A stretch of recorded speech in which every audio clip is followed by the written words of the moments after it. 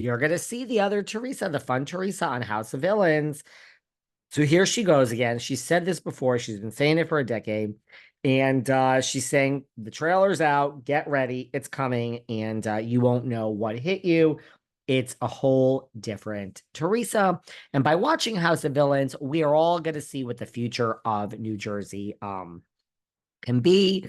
And it's her and it's light and it's fun. I really think the woman went.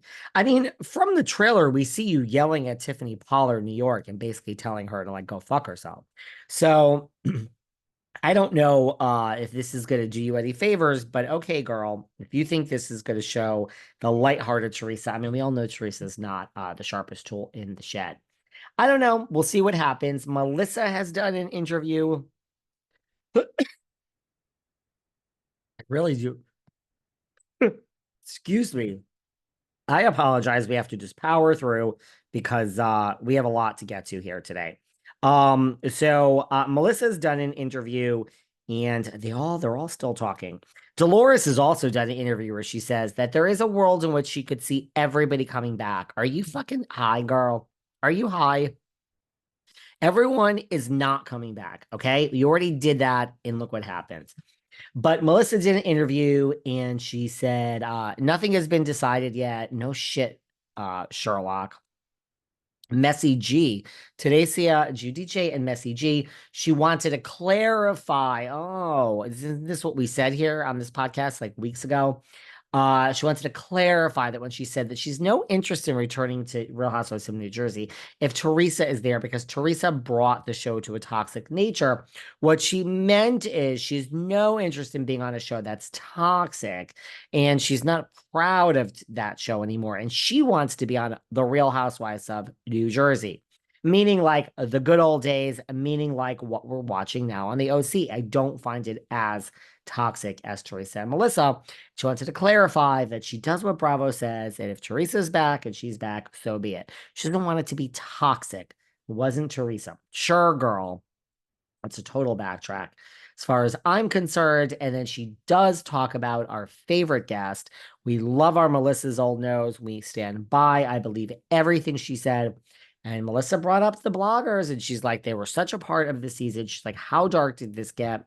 I believe it all. I mean, if you want to put a gun to my head, I believe everything Melissa Zolno said. I have no horse in the race and no dog.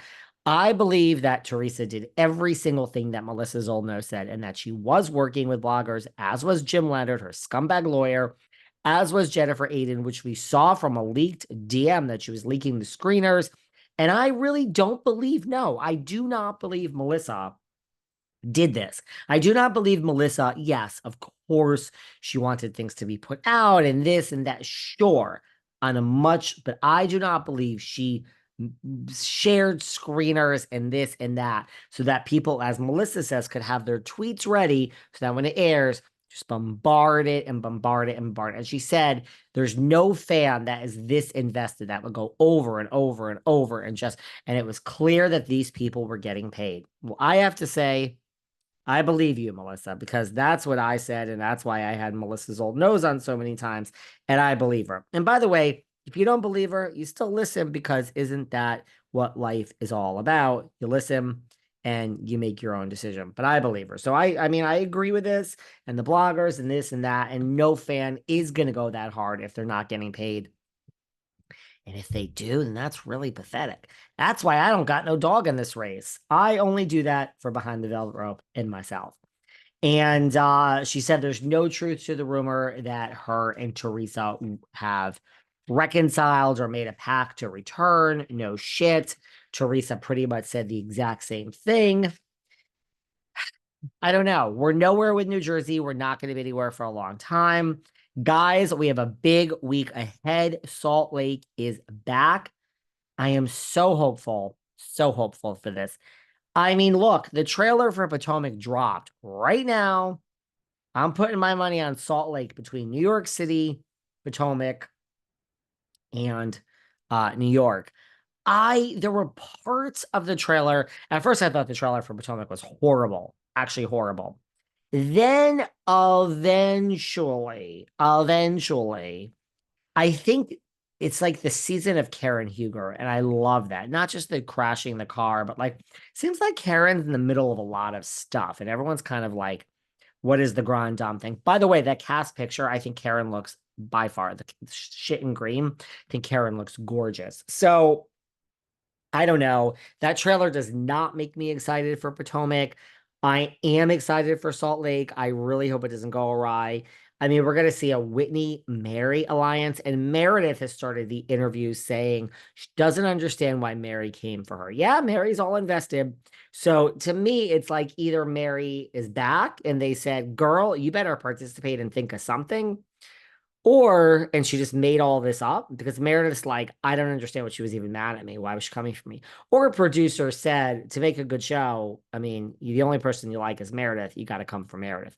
I'm kind of here for it because Meredith is in the David Yontef, Anakin Koses, Jackie Goldschneider, Phaedra Parks. Meredith's a lawyer. So I love my housewife lawyers.